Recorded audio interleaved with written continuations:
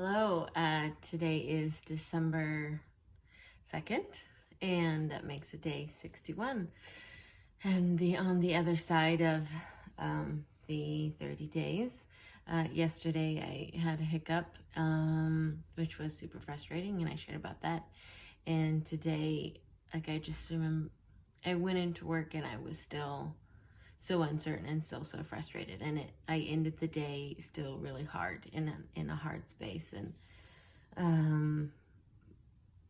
it wasn't so much a shame thought as just, again, like, this is me taking work or taking my life and taking my recovery so seriously. Like, this, in a way, this is as honest as it gets. This is the best it gets. Aside from when I was in outpatient recovery, this is the most intentional I have been about my recovery in the last 5 to 6 years. This is the most I thought about it on a daily basis in a proactive way. And one of the rules I went through last night, and I wrote down all these mantras and then all these guidelines and all of these boundaries I have for my eating disorder. And boundaries are I don't work out at gyms because of all the mirrors, and because it's more about exercise and fitness and how your body looks than it is about movement and activity. And so I run outside, and I'm a trail runner, and I work hard not to be around mirrors. And same, I choose 3 meals a day over diet, and I choose to eat. I went this is an ode to pho. So pho, the Vietnamese soup, is my safe space. It's my home base. It's if you're playing tag as a kid, it's the picnic table that you hold on to so that nobody can get you. It's my anchor. So after having a hiccup day and still just feeling all over the place, it's all right, what am I going to do to rebound?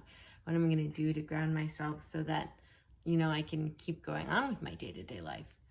So I went, did my work, did my grocery shopping and all that. And then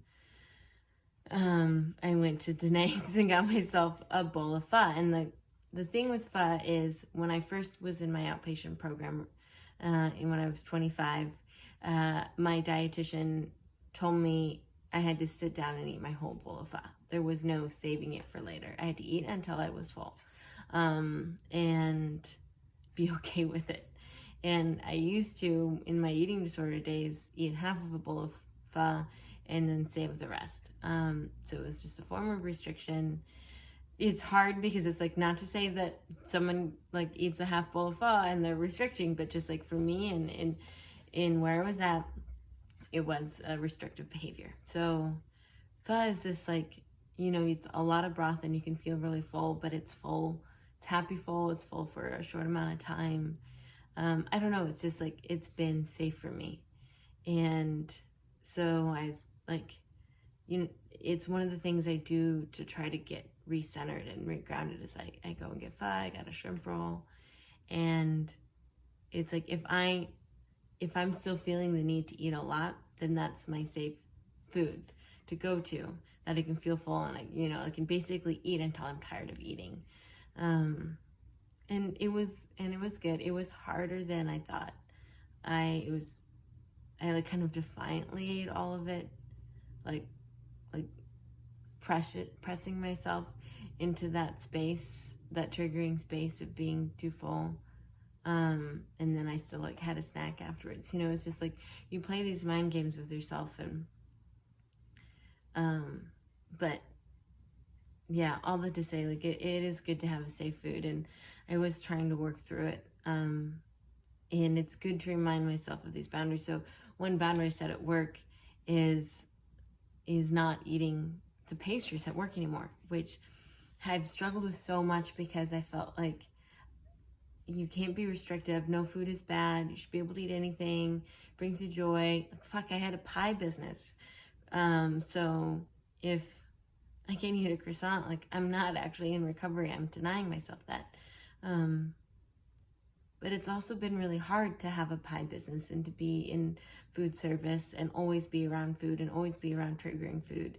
And that's been really hard. And sometimes it's why can't I just do the easier thing for myself and not put myself in such difficult situations?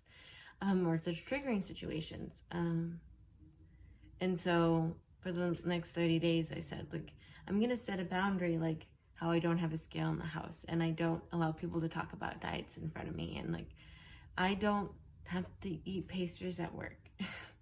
I can eat pastries any other time and pastries are still good. But it was like this sense of relief. I mean, and then today, like I said that and then I still had a scone.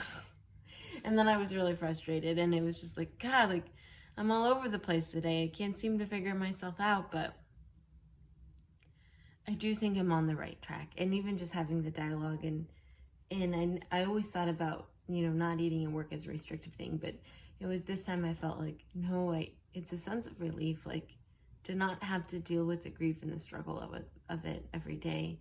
Just like, you know, telling someone close to you that, you know, you don't want to hear about their diet. It's just helping set boundaries around things that are triggering. So that's kind of a long-winded thing, but all that is to say is like, find a safe food or an anchor that you have. And if not, then try pho.